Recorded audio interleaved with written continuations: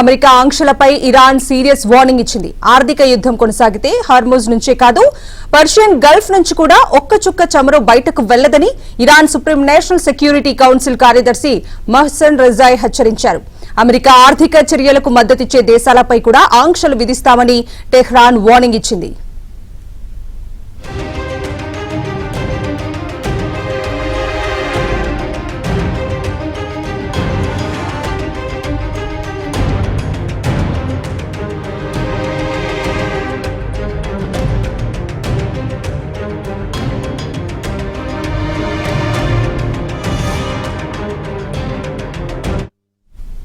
America ఆంక్షలపై Iran serious warning ఇచ్చింది.